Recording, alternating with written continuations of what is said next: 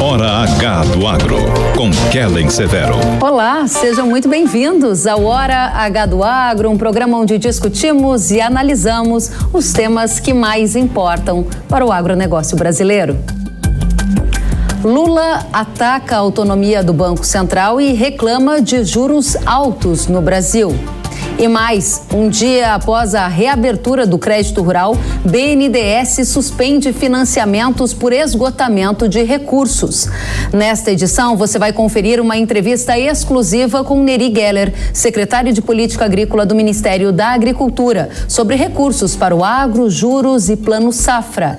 E ainda, Conab projeta a safra recorde de grãos no Brasil. E a Agência Climática dos Estados Unidos prevê fenômeno El Niño em 2023. Na Europa, agricultores da França fazem tratoraço pelas ruas de Paris. Eles são contra a proibição do uso de um pesticida em lavouras lá do país. E mais, uma super novidade em tecnologia para o agro. Recém-lançado nas feiras agrícolas do Brasil, um dos maiores drones de pulverização agrícola do mundo. Você vai ver tudo isso e muito mais nesta edição que já está no ar. Nesta semana, o presidente Lula voltou a reclamar da taxa de juros do Brasil e atacou a autonomia do Banco Central. Se a classe empresarial não se manifestar, se as pessoas acharem que vocês estão felizes com 13,5%, sinceramente, eles não vão baixar juros. E nós precisamos ter noção. E não é o Lula que vai brigar, não. Quem tem que brigar é a sociedade brasileira. Não existe nenhuma justificativa para que a taxa de juros esteja nesse momento a 13,5%. É só ver a carta do cupom para a gente saber que é uma vergonha esse aumento de juros e a explicação que eles deram para a sociedade brasileira. A bancada do PSOL na Câmara apresentou nesta semana um projeto de lei para retirar a autonomia do Banco Central. A ideia é alterar a legislação sancionada pelo ex-presidente Jair Bolsonaro em 2021, que fixou um mandato de 4 anos para o presidente do BC, além de desvincular a entidade monetária de qualquer estrutura do executivo. A meta da bancada do PSOL na Câmara é terminar com a autonomia do Banco Central, como a gente disse, que é algo que está em discussão. Inclusive, o presidente da Câmara, Arthur Lira, ele também tratou desse tema na semana. Ele afirmou que a autonomia do Banco Central, aprovada em 2021 pelo Congresso, não irá retroagir e disse possuir uma autoridade monetária independente. Disse que possuir uma autoridade monetária independente é uma marca mundial e o Brasil precisa se inserir nesse contexto, afirmou o Lira. E a gente vai adiante agora porque é hora de entender como essa discussão impacta na expectativa de juros para o Brasil, na expectativa de crédito, dólar e ainda entender o que a gente pode desenhar como oportunidades para o agro com o contexto atual da economia brasileira em 2023. Para essa conversa a gente vai receber Pedro Renaud, economista do Itaú Unibanco. Pedro, seja muito bem-vindo ao Hora H do Agro aqui na Jovem Pan News. Olá, Kellen. Prazer estar aqui novamente. Vamos bater um papo também aí sobre tudo isso que está acontecendo. É muita coisa e a gente vai direto ao ponto, como gostamos aqui na casa. Diga pra gente, o Arthur Lira deu um sinal de que o Congresso pode frear discussões que revisem a autonomia do Banco Central? Você acredita que o Banco Central vai continuar a definir juros na era Lula? Ou a gente pode ter uma canetada política para cortar juros, como aconteceu lá na época da Dilma? Esse ponto que o Arthur Lira fez, na verdade, foi ecoado de forma similar pelo Rodrigo Pacheco, presidente do Senado. Para você tirar essa independência do Banco Central, seria necessário maioria tanto na Câmara quanto no Senado de 50%, e as demonstrações desses líderes têm ido numa direção de que talvez isso não seja algo factível. Eu aqui, como economista e não tão cientista político, vou me abster de fazer uma aposta de se a independência do Banco Central ela deixa ou não de existir, tá? Agora, eu queria chamar a atenção para alguns pontos. Primeiro, mesmo com o Banco Central ainda independente, a gente precisa ver composição dessa instituição. O que eu quero dizer com isso? O Copom, que é o comitê que decide a taxa de juros, ele é composto por membros que aos poucos, quando vão saindo, vão sendo nomeados pelo presidente da República. Então, por exemplo, agora no mês de fevereiro, no fim do mês, a gente deve ter a substituição do atual diretor de política monetária por um outro nome, que é escolhido pelo presidente da República e aprovado pela Comissão de Assuntos Econômicos do Senado. Então, ali a gente já pode ver um pouco de sinalização. Vem alguém de mercado, como é quem estava saindo, que tinha profundo conhecimento com relação à área que estava atuando. Vem um técnico do Banco Central, que também seria uma escolha viável, plenamente factível aqui, pessoa com credenciais corretas. Vem alguém com um perfil mais ideológico, isso traria barulho para o mercado, tá? E esse barulho eu acho que é o que a gente precisa prestar atenção aqui, de fato, tem sido muito intenso. Desde que a gente começou com essa discussão, a gente tem visto expectativas de inflação que estão em alta, não só para o curto prazo, mas também mais à frente, tá? Estamos falando aqui de números que para 2025 já é um período longo, já não estão na meta. E isso vem causando o quê?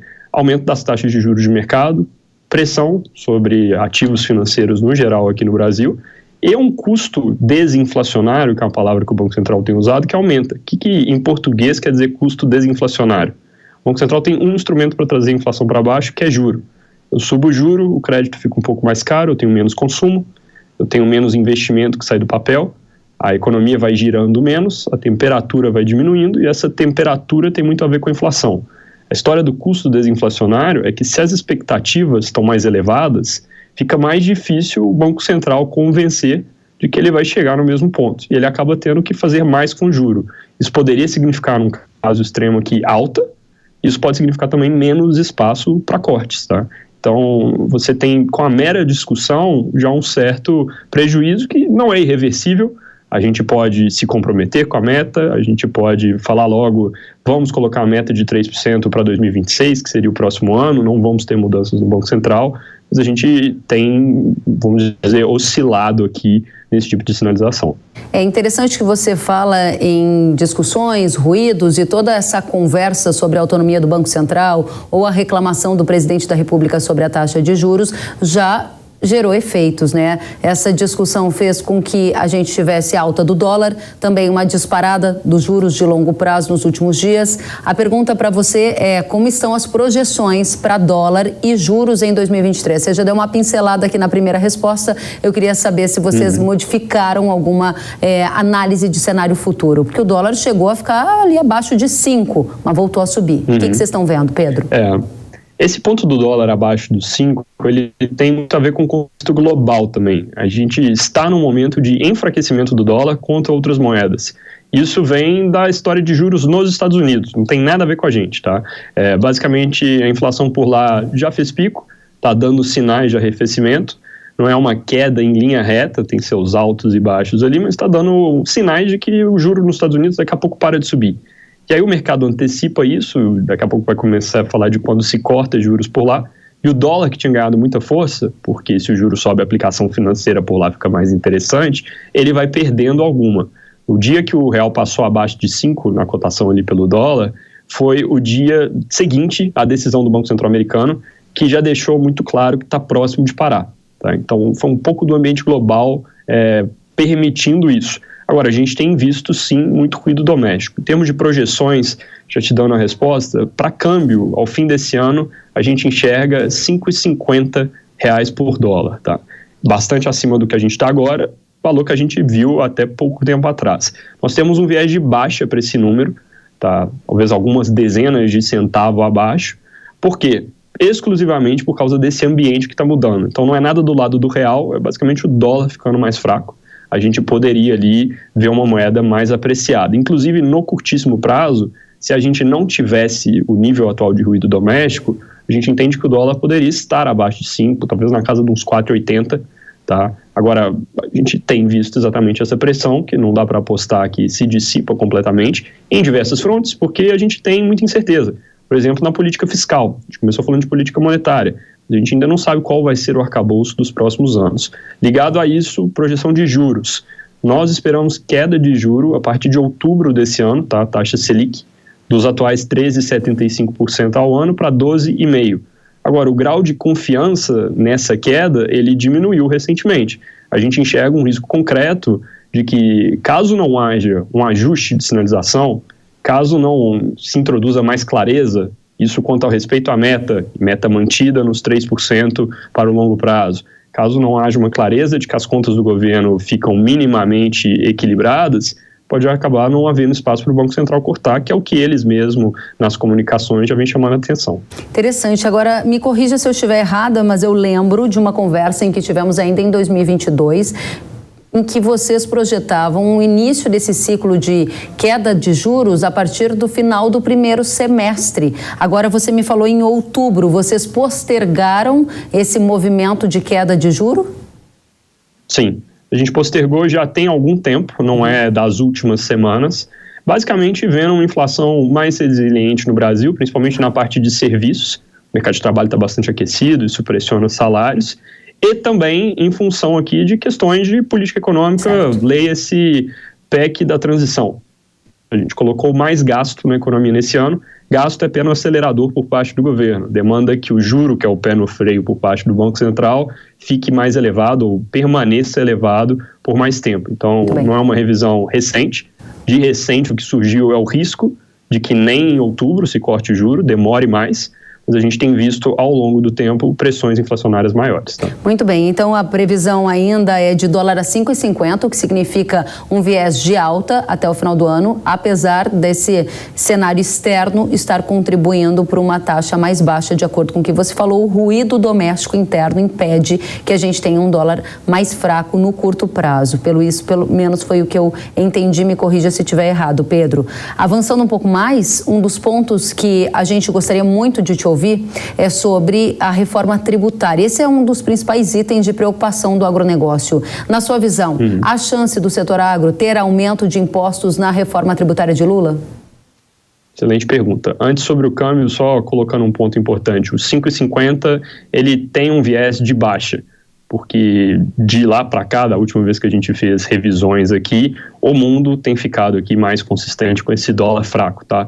Então, talvez 5,30, 5,20, 40, é difícil precisar aqui o número. Essas projeções, elas vêm cercadas de um nível de incerteza bastante elevado, mas é 5,50 com viés de baixa projeção, tá? Perfeito. Acima dos valores recentes, certamente. Sobre reforma tributária, né? Esse é um tema que ele passa principalmente por simplificação. Só que de simples tem só esse nome, simplificação. É um tema bastante complexo. A gente vê setores que podem ter efeitos expressivos, aumento de carga, maior dificuldade aqui para se conduzir negócio em alguma frente, e o agro possivelmente está entre esses. E você tem mudanças aqui eventuais na forma como se paga impostos, o regime de caixa pode ser comprometido a depender do que se discute. Então, eu não consigo te dizer hoje, Kellen, porque a discussão nem conversou, exatamente em que rumo a coisa vai. Agora, pensando um pouco nas intenções sinalizadas. Em termos de reforma tributária, a gente tem dois pilares. Um é simplificação, introduzir eficiência no sistema, porque de fato a complexidade no Brasil é extremamente elevada. O outro é aumento de carga. Provavelmente, ao que a gente consegue tirar ali do que diz, por exemplo, o ministro Haddad, as coisas vêm um pouco separadas. A simplificação, o IVA, seria mais neutra em termos de carga. Agora, pode ter aumento de base. Tem setores que antes não pagavam, que entrem. Isso a gente precisa ficar um pouco de olho. A parte de aumento de carga seria ali o que vem se chamando de reforma dos impostos sobre a renda. É onde a gente pode ver tributação de dividendos, que é um tema que avançou no ano passado, não foi aprovado, mas já se amadureceu a discussão. A gente pode ver algumas outras formas ali. Em termos cronológicos, simplificação deve vir depois, essa discussão da imposto sobre a renda e lucro, vamos dizer assim, deve ficar para depois, com risco, inclusive, de, como tem muita coisa para discutir ao mesmo tempo, não passar tão rápido assim, talvez fique para o ano que vem. Perfeito. Pedro, para encerrar, sua visão para 23 para o agro, o crescimento virá puxado por quais fatores? Tanto aumento de área quanto produtividade, quando a gente faz as contas aqui para pensar no volume que o agro contribui para a nossa economia, tá? O Brasil, ele tem, de forma estrutural, essa vocação que tem ficado mais clara. O agro, se a gente pensa só no produto final, no produto agropecuário mesmo, a semente, a carne, ele representa menos de 10% do nosso PIB. Se a gente junta o que é o serviço ligado a isso, a indústria que deriva e que fornece, você vai para quase 1/3 da nossa economia crescendo ao longo do tempo. Isso vai continuar uma força motriz. Inclusive, nós temos uma projeção de crescimento do PIB para esse ano que é modesta, porque o juro está alto, o pé está no freio. É perto de 1% o que a gente enxerga para o crescimento do PIB brasileiro em 2023. Quase metade disso a gente enxerga vem do agro. O primeiro trimestre desse ano deve ser de PIB relativamente forte, praticamente todo impulsionado por essa parte da economia. Então, você continua tendo algum aumento de área, teremos aumento de produtividade, questões climáticas podem, obviamente, trazer volatilidade, mas não parecem aqui ser um desafio, pelo contrário, em algumas culturas. Então, a gente vê um outro ano forte aqui para esse setor que vem se destacando do resto da economia. Muito bem. Pedro Renault, economista do Itaú Unibanco, obrigada por estar conosco aqui na Jovem Pan. Volte sempre. Sempre um prazer, Kellen. Até a próxima. Até a próxima. Obrigada. E um dia após o BNDES anunciar a reabertura do crédito rural com recursos de 2 bilhões e 900 milhões de reais, a contratação de diversas linhas de financiamento foi suspensa por esgotamento de recursos. Em nota, o BNDES informou que a paralisação nos empréstimos ocorreu devido à forte demanda por crédito rural. E a gente vai em frente agora porque tem uma entrevista exclusiva com o secretário de Política Agrícola do Ministério da Agricultura, Neri Geller. Ele informou que pretende pedir ao governo mais recursos para o crédito rural. Isso deu para 3, 4 dias só, porque o crédito está muito represado. Muitos projetos já estão protocolados, tanto no BNDES quanto nos bancos que acessam o recurso equalizado pelo Tesouro Nacional. Nós vamos agora montar uma estratégia de convencimento da equipe econômica para que a gente possa avançar e nos principais programas, como o Moder Frota, como no próprio programa do PCA, que é o Programa de Construção de Armazéns, Inovagro, o Programa de Acesso à Inovação Tecnológica, a gente possa trabalhar para liberar recursos. E de onde deve vir esse dinheiro para suplementar o crédito? Na verdade, as taxas de juros estão bastante elevadas, então não tem um recurso de equalização tão alto. Obviamente que a taxa Selic acaba complicando um pouco mais e nós vamos fazer essa discussão para que a gente possa fazer um aperto no orçamento e redirecionar algum recurso de outras áreas para que esse setor que é tão importante para a economia possa continuar avançando. Quando o governo tiver boa vontade e quando tiver força política, a gente procura o espaço e se consegue alcançar. Obviamente que nós ainda estamos tomando pé da situação, ouvir o setor quanto que tem demanda represada e quanto que precisa para encerrar o Plano Safra até dia 30 de junho. E para o próximo Plano Safra, secretário, as taxas de juros ficarão iguais à temporada atual? É uma discussão que é muito cedo para fazer ainda. Vamos ouvir o setor, vamos ver o tamanho do recurso que nós vamos precisar e vamos fechar esse Plano Safra. O próximo Plano Safra ainda não é prematuro discutir, até porque se eu ir para o mercado e sinalizar uma possível redução de taxa de juro para todos os negócios agora. Então ainda é cedo, não sei se tem espaço para isso. Nós vamos ir com bastante cautela. O que eu quero é que o setor nos ajude como nos ajudou no passado. A gente fazer um Plano Safra em conjunto, numa discussão bastante ampla, onde pode ser discutida a equalização de taxas de juros, mas os títulos privados do agronegócio precisam também estar nessa pauta. Nós não vamos só discutir PCA com recurso equalizado, custeio com recurso equalizado, nós vamos trazer também para dentro os mecanismos de financiamento como LCA, como FIAGRO, como CRA, porque são ferramentas importantes e muitas vezes que pode se fazer um mix, uma parte você equaliza, outra parte você pega no mercado, porque esses títulos, mesmo que eles não tenham equalização, mas eles têm ajuda do governo, porque de uma forma ou de outra, ou eles têm renúncia fiscal, ou eles têm isenção fiscal, e isso passa por uma regulamentação. Nós vamos caminhar juntos os dois lados, equalização e também os mecanismos privados, que são extremamente importantes. Em alguns casos precisam ser melhor regulamentados. e nós, na Secretaria de Política Agrícola, vamos escutar o setor, vamos conversar com as cooperativas, vamos conversar com a FEBRABAN, vamos conversar com as associações, como a ProSoja, como a própria CNA, obviamente que depende deles querer vir discutir isso, né? Depende deles vir para dentro e nos ajudar. Se eles quiserem fazer isso, nós vamos estar prontos e vamos fazer um grande plano safra. Não tenha dúvida, onde o setor vai ser contemplado como foi contemplado nos governos do PT. O governo Lula e o agro não estão na melhor relação. Há uma boa vontade do presidente Lula com o setor agro, na sua opinião, secretário? Não tenha dúvida, já fez. Você sabe que renegociação de 82 bilhões de endividamento em 2008 nós conseguimos fazer no governo do presidente Lula. A aprovação da biotecnologia foi no governo Lula.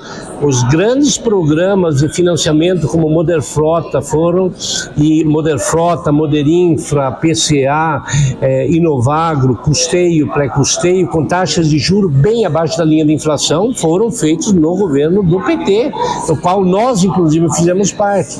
E o Lula tem essa boa vontade, demonstrou já na primeira semana que ele está pronto para fazer a discussão do ponto de vista político para que o governo faça a sua parte no sentido de acudir o setor que nesse momento está precisando de crédito. Não tenho dúvida nenhuma, e uma sinalização também muito clara é de que o governo do presidente Lula, só por botar 2 agricultores para cuidar do Ministério da Agricultura, já é um sinal de boa vontade. Muito obrigada, Neri Geller, secretário de Política Agrícola do Ministério da Agricultura, pela entrevista exclusiva concedida à Jovem Pan News, direto de Cascavel, no Paraná, onde nos encontramos nesta semana. Obrigada pelos esclarecimentos.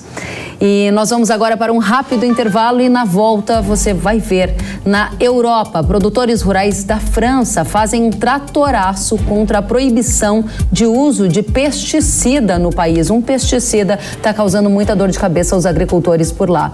E ainda você vai ver as novidades em tecnologia para o agro. Vamos conhecer um dos maiores drones de pulverização do mundo que chegou ao Brasil. Não saia daí que a gente vai te contar tudo. Voltamos já já.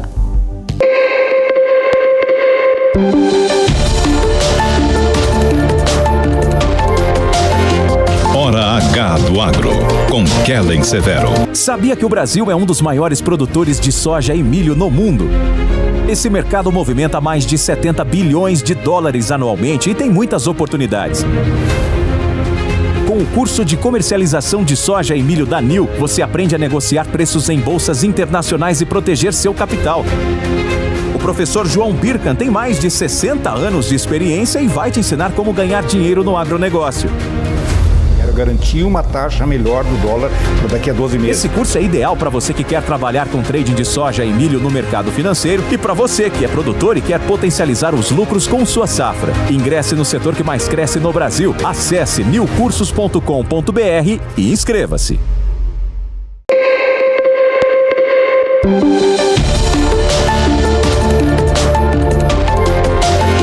Hora H do Agro, com Kellen Severo. Estamos de volta com Hora H do Agro aqui na Jovem Pan News. A Companhia Nacional de Abastecimento, a Conab, indicou que a produção de grãos no Brasil deverá atingir 310 milhões e 600 mil toneladas. É o maior volume já produzido no Brasil. A projeção de safra recorde acontece mesmo com o clima adverso registrado durante o desenvolvimento da safra de verão, principalmente no Rio Grande do Sul. O resultado recorde vai ser puxado pela safra de soja, que deve alcançar 152 milhões e 900 mil toneladas, um marco histórico, um aumento de quase 22% em relação ao ano anterior. Já a produção de milho deverá alcançar 123 milhões de toneladas, 123 milhões e 700 mil toneladas, uma alta de 9,5% na comparação com a safra passada. E a Agência Climática dos Estados Unidos revelou nesta semana que o Laninha deve terminar nos próximos meses. Nas últimas 3 safras, o fenômeno climático trouxe redução das chuvas no Rio Grande do Sul e foi também um dos responsáveis pela quebra de safra na região. A Administração Nacional Oceânica e Atmosférica, a NOAA, disse que a neutralidade climática deve atuar nos próximos meses. Você vê no gráfico representado pela barra cinza. Essa barra cinza fica mais alta, significa que a gente estará no período de neutralidade climática, não mais com Laninha. E isso deve terminar no início do inverno no Brasil. A partir do segundo semestre, você observa as barras em vermelho, o fenômeno El Niño ganhará força. E o El Niño é caracterizado por uma tendência de mais chuvas no sul e menos chuvas em áreas do centro-norte. Percebam que a partir de setembro chega a 60% a probabilidade de ocorrência de El Niño. A gente vai continuar acompanhando.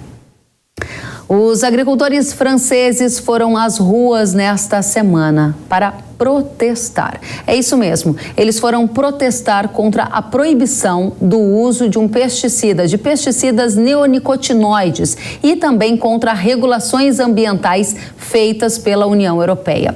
Com centenas de tratores, os produtores rurais paralisaram as ruas de Paris. Isso porque no mês passado, a Justiça Europeia anulou uma liberação que os agricultores possuíam para usar um tipo de agroquímico em lavouras de beterraba para a produção de açúcar. A decisão citava o alto risco do produto para as abelhas. A Europa já havia proibido o uso deste pesticida antes e o efeito foi uma queda expressiva na produção de beterraba e uma disparada dos preços do açúcar. Então, em 2020, os agricultores conseguiram uma licença de 3 anos para usar a molécula. Licença essa que expirou agora em 2023 e levou a essa situação que você que nos acompanha pela televisão pôde observar, um tratoraço pelas ruas de Paris. Vamos entender como esse tema se conecta com a Agenda Verde e com os agricultores brasileiros. Para isso, a gente convidou o coordenador do Observatório de Bioeconomia da Fundação Getúlio Vargas, professor Daniel Vargas. Seja muito bem-vindo à Jovem Pan News. Oi, Kellen, é um prazer voltar a falar com você. Da mesma forma, professor, explique pra gente por que o banimento do uso de pesticidas neonicotinoides é uma pauta dos ambientalistas na Europa. Kellen, essa história está parecendo um vinil arranhado, que gira e a música parece que não sai do lugar. Todos os capítulos se repetem e o problema parece ser o mesmo. De um lado, um conjunto de regulações ambientais estabelecidas pela Europa, cada vez mais exigentes, e de outro lado, produtores que reclamam que não há alternativa prática no mercado que lhes permita abrir mão desses defensivos para cumprir com a exigência ambiental. A tensão aquece, o clima fica quente, o caso vai para os tribunais e os tribunais sacramentam a partida dizendo a culpa é dos produtores maus. O grande problema, o grande desafio aqui é que a dificuldade da transição climática, ela tem sido vista como um problema moral de produtores que são ambiciosos, gananciosos, e não um desafio mais profundo do mercado e da sociedade de criar saídas economicamente efetivas para os produtores e para a economia não sofrerem tanto. Sem essas soluções inovadoras, parece que a gente vai nadar, sem sair do lugar. Pois é, e você fala sobre a dificuldade de produção, porque o que ocorre na Europa é o banimento, então, de uma molécula que era largamente usada para a produção, por exemplo, de beterrabas, e aí a gente tem os agricultores protestando porque querem continuar produzindo, mas têm dificuldades pelo manejo que a cultura exige. A minha pergunta é, qual a consequência dessa proibição? Pois é, olha o histórico, Kellen, como aconteceu. Em 1990, a Europa autoriza o uso dessa molécula para tornar a produção de lavoura mais protegida contra alguns insetos e algumas pestes. A partir de então, estudos científicos mostram potenciais riscos desse produto, especialmente para polinizadores. Em 2013, a Europa estabelece restrições parciais. Em 2018, restrição completa, ninguém mais pode usá-lo. A partir de então, os produtores reagem dizendo, olha, desde 1990 nós aguardamos alternativas no mercado, que não surgiram. E agora os estados que estavam concedendo licenças e, portanto, exceções, são tolhidos na sua liberdade de garantir ao produtor uma saída, digamos assim, honrosa, para garantir que a produção aconteça sem gerar uma quebra de safra, como aconteceu no ano de 2020 na França com os produtores de beterraba.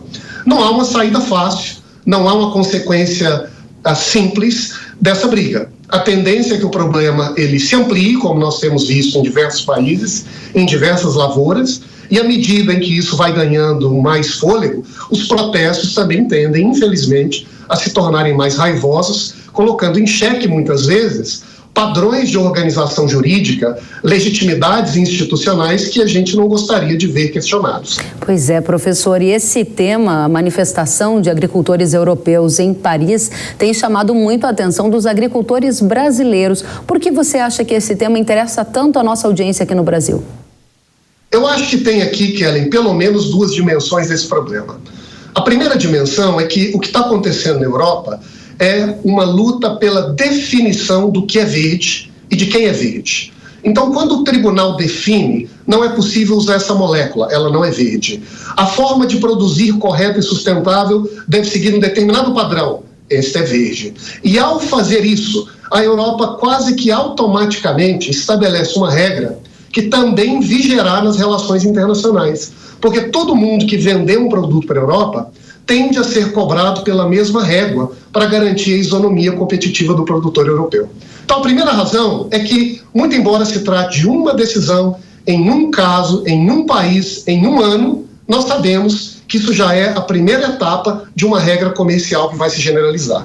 E o segundo motivo é que essa luta, e nós temos acompanhando há alguns anos, ela tende a ser feita segundo padrões e interesses de determinados grupos. É óbvio que essa tensão e essa disputa, ela se dá na realidade europeia, com produtores europeus, segundo interesses ambientais, econômicos, estratégicos europeus. E os nossos não necessariamente são os mesmos. E, portanto, é muito importante ficarmos atentos para que a gente não entre nessa briga, sempre pagando um preço, um ônus, sempre recebendo uma taxa, uma pecha de algo que talvez não caracterize a sustentabilidade, a realidade da nossa produção. Qual é o principal grupo de interesse envolvido nessa discussão? O senhor disse que essa pauta está seguindo os preceitos de alguns grupos de interesse. Quais são? Olha, Kellen, eu acho que aqui o diagnóstico existe um problema de uma economia que não inova na velocidade devida e existem culpados. Primeiro culpado evidente, no discurso europeu, o produtor rural que é mau, ambicioso e não inova. O segundo culpado é um culpado mais difuso e não menos importante, que é o mercado com a sua rede de competição, de inovação, a sua máquina de criação do novo, que não está funcionando na velocidade devida. Então, quais são os grupos de interesse que estariam aqui nesse caso, de alguma maneira sendo protegidos ou beneficiados nesse jogo? Primeiro, evidente, o próprio produtor europeu, paradoxalmente, blindado de uma competição internacional que não tem as mesmas limitações de solo, de sol, de clima, de tecnologia que os europeus têm. De outro lado, os próprios intermediários da cadeia do agro, que agora ganham uma espécie de apoio com uma nova decisão tomada pela Europa recentemente, para que eles busquem acordar entre si padrões verdes e façam um mutirão de recurso e de tecnologia para, quem sabe, acelerar, assim, o atingimento dessa transição verde, portanto, desses objetivos climáticos. E ao garantir essa imunidade, digamos assim, para esses intermediários da cadeia, para buscarem as inovações segundo seus critérios, o que a Europa também está dizendo é, aqui no velho continente, a nossa legislação competitiva não irá ameaçá-los. Vocês podem estabelecer acordos de qualidade, de preço, condições de produção e de venda, conforme os seus interesses, bastando com isso que fundamentem de que maneira isso é verde. Muito bem, professor, agora diga pra gente, aqui no Brasil nós sabemos que o governo Lula possui uma forte agenda ambiental. Qual a chance do Brasil adotar medidas como essas que proíbem o uso de alguns agroquímicos específicos, como a gente está vendo na Europa? Eu acho que é alta, Kellen. Aqui eu lamento dizer que a história do Brasil é uma história de copiar e colar os padrões verdes que são estabelecidos fora do país. Acho que, inclusive, esse é um dos dramas da realidade brasileira, que não é particularidade nossa, é uma espécie de subserviência colonial que caracteriza países em desenvolvimento e uma espécie de passividade científica e regulatória que, em vez de tomar a iniciativa para criar regras à sua imagem e semelhança, se limitam a seguir os padrões e tendências que vêm de fora, sem compreender de fato o que significam. Então, ao passo em que a Europa acelera essa cobrança, a tendência é que ela se espalhe pelo mundo e que chegue aqui entre nós. Eu lamento talvez não ser mais otimista, mas eu acho que essa é a realidade. É importante que sejamos também realistas, e o senhor está sendo bastante realista com a nossa audiência, dizendo que há um risco alto da gente ver a pauta da Europa sendo copiada e colada aqui no Brasil.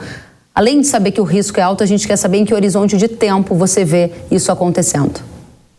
Eu acho que essas decisões que fixam padrões, que comandam o mercado para agir, que estabelecem metas, elas são gradualmente implementadas e assimiladas pelos elos da cadeia.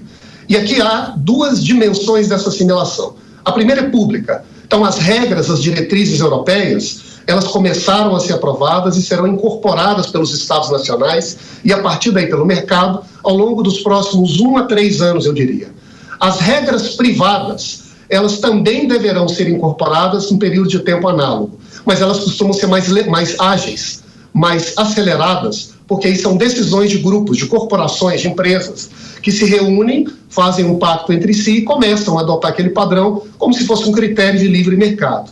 E à medida em que essas grandes empresas, que têm uma presença significativa na economia, que controlam boa parte do circuito de produção e de troca, fixam esses critérios e já exigem que eles sejam seguidos nos contratos com os fornecedores, isso já começa a valer entre nós. Me parece que é um prazo de tempo de 1 a 3 anos, mas não me surpreenderia se tudo já começasse a valer antes disso.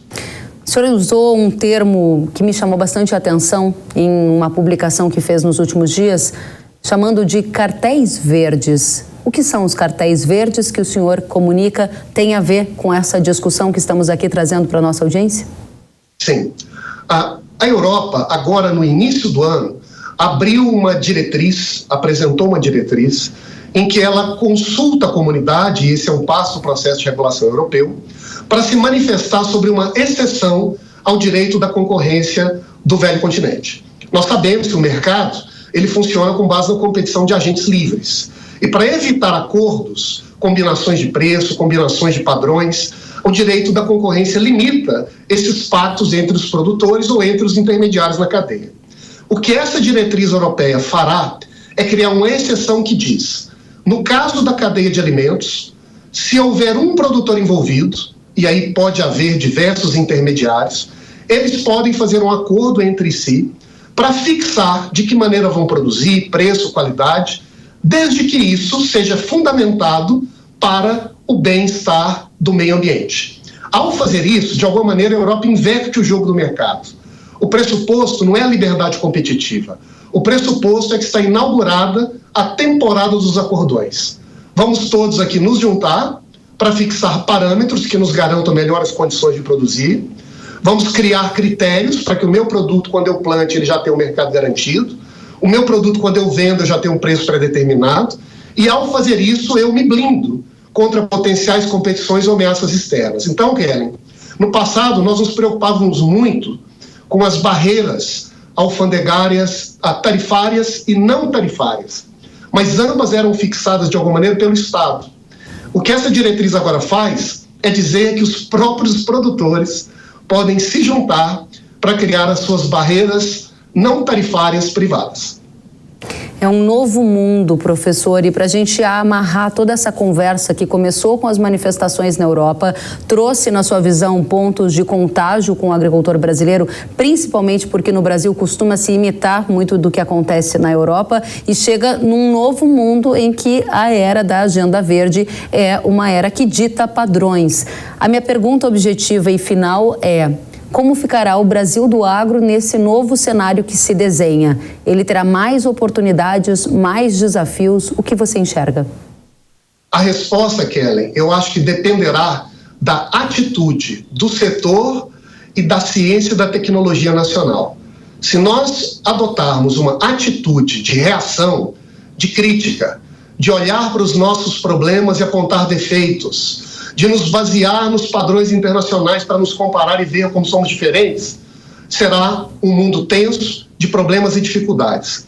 Se a nossa atitude for de altivez, de olhar para as nossas oportunidades, de investir numa ciência que crie padrões tropicais, que invente novos produtos e serviços à nossa imagem, com o nosso potencial, nós seremos competitivos e vencedores no comércio amanhã. Professor Daniel Vargas, muito obrigada por estar conosco, esclarecendo o movimento que acontece na Europa e também iluminando o nosso olhar para essa pauta da Agenda Verde. Coordenador do Observatório de Bioeconomia da Fundação Getúlio Vargas, volte sempre, é muito bem-vindo aqui no Hora H do Agro. Um prazer falar com você, Kelly, até breve. Da mesma forma, até a próxima. E o nosso tema agora é tecnologia. Você já viu um dos maiores drones de pulverização do mundo? Então, acompanhe. Ele chegou ao Brasil no fim do ano passado e está sendo apresentado pela primeira vez em feiras agrícolas. A gente vai conhecer mais sobre essa tecnologia que promete revolucionar a agricultura brasileira, indo até Cascavel, no Paraná, onde esse equipamento está em exposição. Vamos conversar com o Matias Lazarotto, diretor de tecnologia da ADS. Matias, seja muito bem-vindo ao Jovem Pan, um prazer recebê-lo. Olá, o prazer é todo meu. Espero que assim possa tirar as dúvidas e responder tudo aquilo que, logicamente, traz como dúvida do produtor rural ou até os adeptos de tecnologia dentro da agricultura brasileira. Excelente, Matias. Vamos começar então. Vou pedir para a nossa equipe colocar a imagem no ar para quem nos assiste pela TV e para quem nos ouve pelo rádio. O Matias vai explicar qual o tamanho desse drone, qual a capacidade de pulverização dele, hein, Matias? Certo. Esse equipamento é um equipamento com capacidade de 40 litros de pulverização, ou até mesmo 50 quilos, quando se trata de dispersão de sólidos. É um equipamento que tem fácil transporte, ele pode reduzir até 72% do seu tamanho, facilitando também a vida do produtor rural, que tem que ir até alguma área, principalmente em áreas declivosas, para poder realizar tanto a pulverização quanto a dispersão de sólidos. Obviamente, ele pode fazer uma semeadura, uma dispersão de um fertilizante, não só facilitando a vida dele, mas também tornando mais produtiva a cadeia do agro, que é tão importante no nosso cenário. Interessante. Aí você explicou um pouquinho desse drone novo, que é um dos maiores do mundo, e qual é a capacidade do tanque dele em litros, hein? Esse tanque tem uma capacidade de 40 litros, então significa que esse equipamento pode estar fazendo uma média de aplicação de 12 até 21,3 hectares por hora. Significa que também depende da declividade do terreno. Em alguns momentos, a declividade pode ser importante porque esse equipamento utiliza sensores e esses sensores têm a capacidade de corrigir o relevo. Ou seja, o equipamento vai realizar uma aplicação autônoma, com o produtor acompanhando a distância, obviamente sempre tendo uma linha divisada, justamente por ser um equipamento de grande porte, e essa linha divisada torna possível as manobras que esse pulverizador vai realizar no campo, e automaticamente o produtor rural conduzindo toda a operação, objetivando atingir as culturas, atingir os alvos, obviamente, e conseguindo fazer todo o controle. Conseguindo fazer todo o controle, acho que a gente está recuperando a conexão com o Matias. Ele estava falando sobre a capacidade do tanque em litros. A gente vai agora entender um pouquinho mais com o Matias de quantos hectares esse drone consegue pulverizar com um tanque, hein, Matias? Certo. Esse equipamento, quando utiliza o tanque, ele pode realizar uma operação em até 4 hectares. Como ele utiliza uma bateria, essa bateria é recarregável, esse equipamento pode estar atendendo uma demanda de 2 até 3 hectares e meio por voo, o que torna realmente capaz e efetivo com alta velocidade. E dividindo esse percentual, o equipamento pode estar executando a pulverização em 1 hectare em 2 minutos e meio, o que realmente torna muito rápido uma aplicação e torna possível a realização da pulverização. Essas perguntas todas, Matias, foram enviadas aqui pela nossa audiência, então são perguntas que interessam demais a todos que querem usar essa tecnologia. Você detalha pra gente o rendimento em hectares hora e qual é a área coberta com um tiro?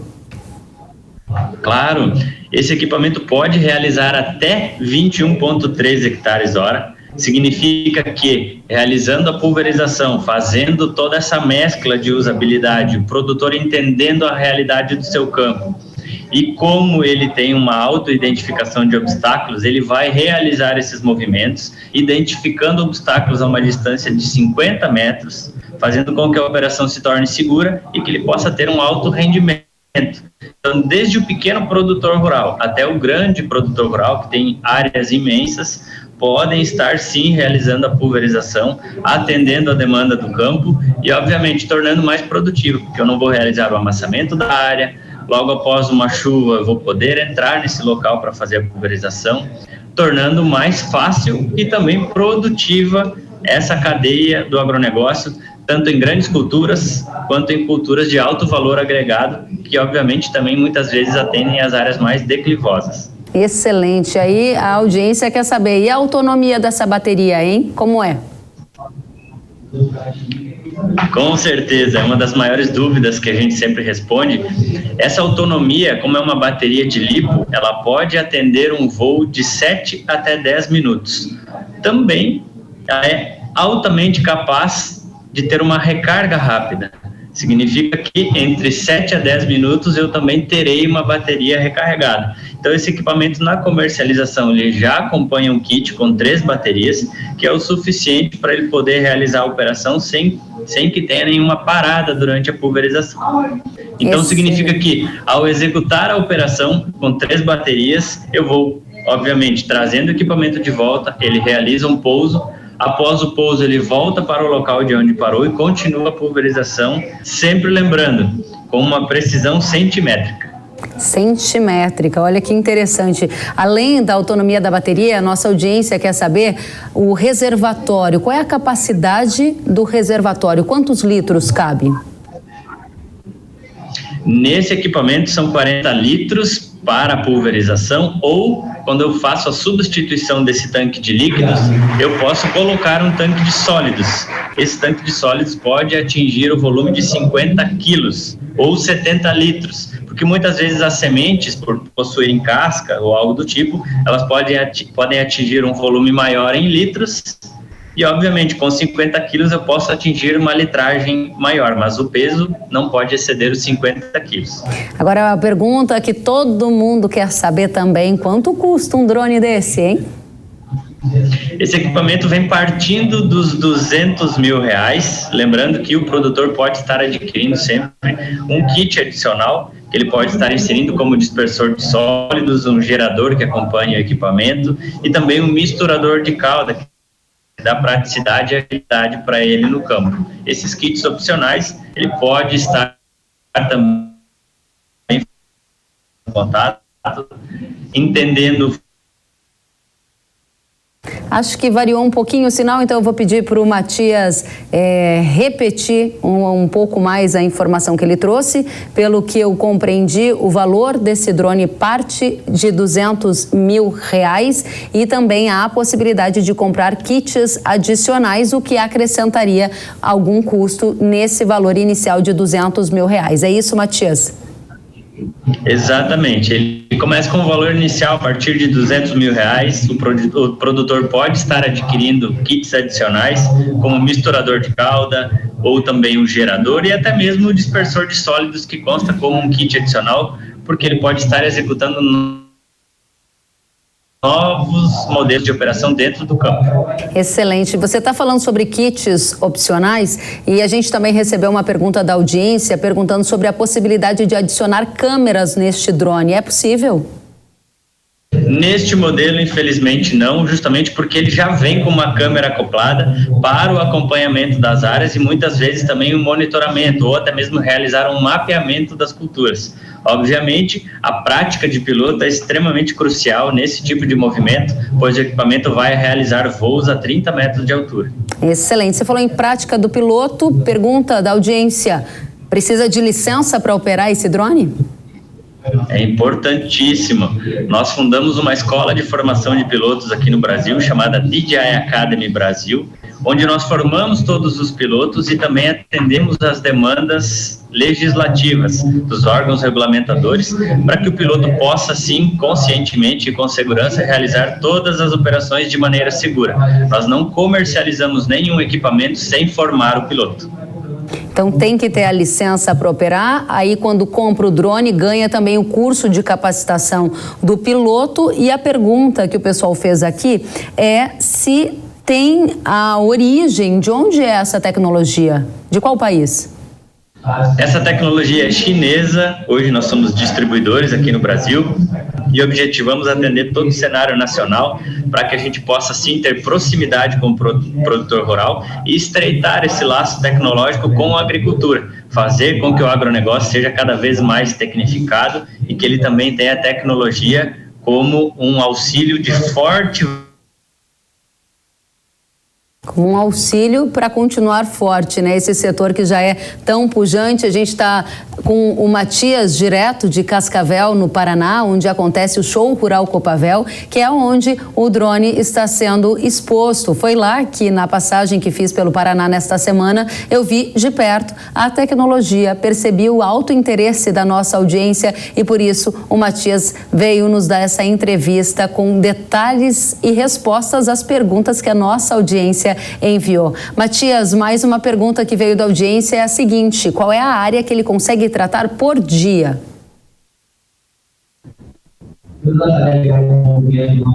A gente está com um desafio de conectividade, é natural. A gente está com o Matias direto do Paraná, numa feira que recebeu só no primeiro dia mais de 50 mil pessoas, então é muita gente usando as redes de internet por lá. A gente está tentando refazer essa conexão com o Matias para que ele possa responder essa última pergunta e a gente saber qual é a área que esse drone consegue tratar por dia. Mas você que nos acompanha pela Jovem Pan já percebeu que chegou ao Brasil um dos maiores drones de pulverização do mundo. Ele tem um custo partindo de R$200 mil e já pode ser usado nas áreas agrícolas do país. Que área ele consegue tratar por dia, hein, Matias?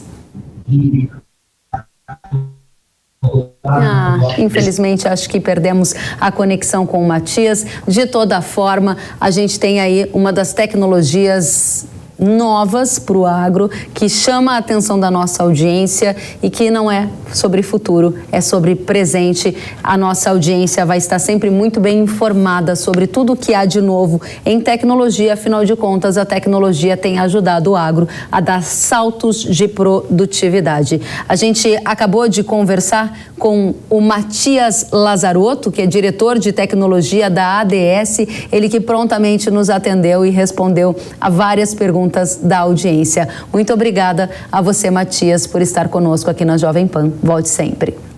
E o Hora H do Agro de hoje fica por aqui. Muito obrigada pela companhia, pela audiência. A gente se vê na próxima semana. Tchau, tchau.